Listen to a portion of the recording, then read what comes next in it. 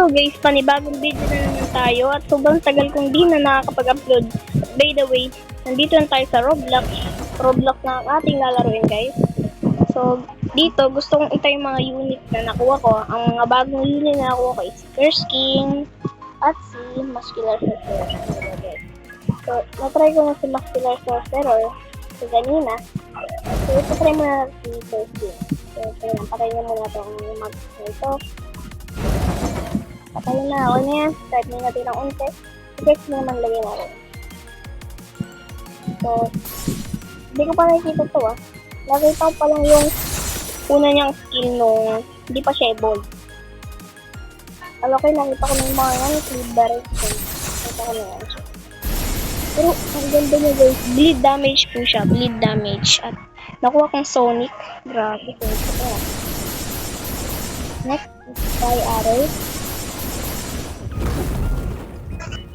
Okay, Fire Arrow. Walang kamayan. Ganda yun guys. Fire Arrow. The next is Flame Arrow. Flame Arrow next. Then, ang total damage niya is 15,578. Okay.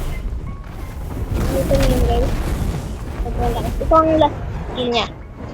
Bago to, Curse Rift. So, ano yung Curse Rift to? Ito na. Wait. Uy! Wow! Wow! Dimension expansion ba yun? Wow! Guys, man nag-i-spawn siya ng ganito. May mata pa. Kakaiba talaga to nun. Man, ang ganda nito. Grabe. So, ang next naman natin ay si Flame Dragon King. Ay, Flame Dragon God Evolved. Papakita ko sa inyo mga skin niya dahil alam ko na ito. So, ang unang skin niya is Burning Face. Yun nandun sa baba. Hindi ko pala nakapakita. Ito siya. Tingnan niya. Yung tubig niya eh. Then, next naman is Scorching Punch. Scorching Push. Okay, guys. Yung mga basa. Okay. Alam ko na yan. Next, Inferno Heat. Ganda nito eh.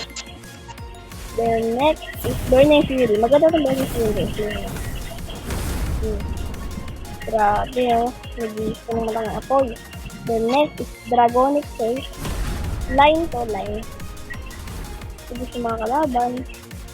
Grabe. So next is, ano yan? Pyroclasmic Spear. Di ko alam kung tawag dyan. Pero ito ang last skill niya. Tingnan nyo naman. Ang laki. Parang, ano to Dragon Ball to Pero alam ko si Natsu to. Okay, si Natsu. Grabe yung nagbibigay talaga nito. Ang laki ng bola. Grabe. At next naman natin ay si Garp. Si Prime Garp.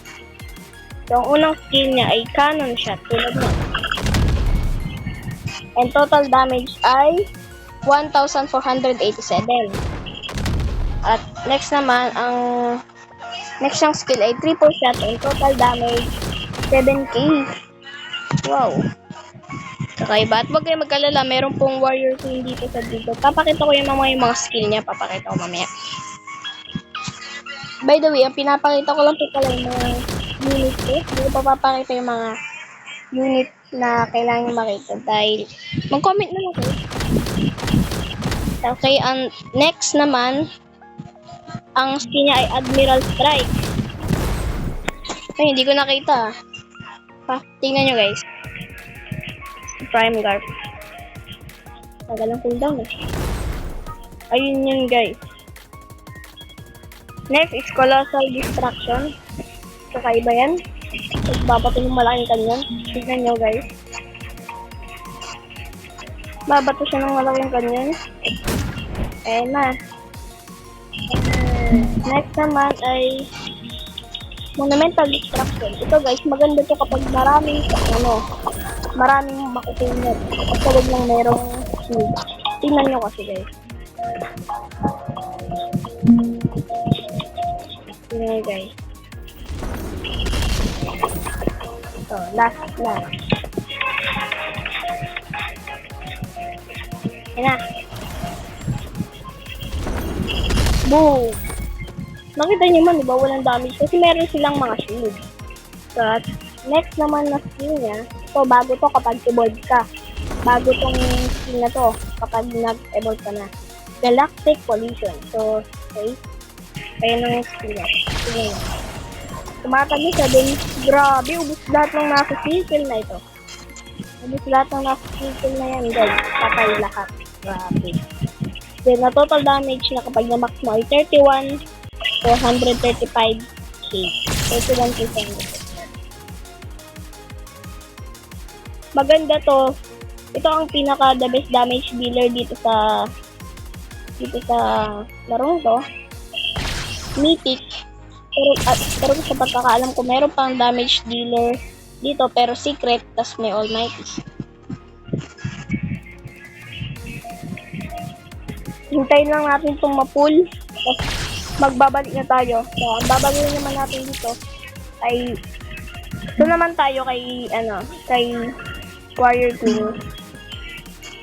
Hintayin lang natin na map. At ready to go na. Yan. Then, max na siya. Then, na total damage na ay 31,435. Then, total ng cooldown 13.5 seconds. Then total ng range 38.9. Ay, meron pala akong Hunter 3 kaya mataas ang range. So doon naman tayo kay Warrior Queen. Dito naman kay Warrior Queen, sa una, malakas talaga siya guys. Tignan nyo. Malakas talaga siya pero makukunat na kasi yung kalaban. Ang una niyang skill ay Light Enhancement. Okay, then the total ng damage is 1k. Then, next naman damage is lang sword. So, line siya. Dahil pala dito ko siya nilagay. Dito sa bandang front. Okay. Then, next naman niya ay sword barrage. Ito ang pinaka-favorite ko guys. Kapag malambot ang kalaban. Tingnan nyo. Ito pa. Ayan. Diba? Ang ganda niya. Then, next is full light. Maganda rin to kapag marami kasi siyang range. Ayan, kung nakikita yung build na yan, hindi lang yan yung naaabot yan. May naaabot pa siya dito. Okay, so next naman is Sword of Justice. Sword of Justice na total ay 12k. Grabe. Ito pa nga. So guys, naglalabas siya ng malaking espada. Tingnan niyo. Ayun, naglalabas siya ng malaking espada. Hintayin na natin magkaroon tayo ng pera. Kasi wala tayong pera. Naubos na. Okay guys, nagkaroon na tayo ng pera. So, pinapunta ka na ng wave 44. Okay. So, next skill niya naman is Walking Light. Ito ang pinaka-favorite ko. Ito na po yung max ko. Then, total damage is 15k and 330-100.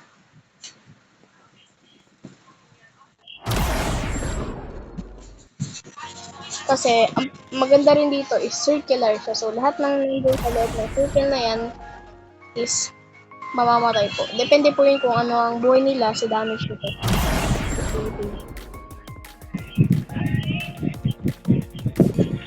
At ayun lang dito sa vlog na to. Sana nag-enjoy kayo. Bye-bye!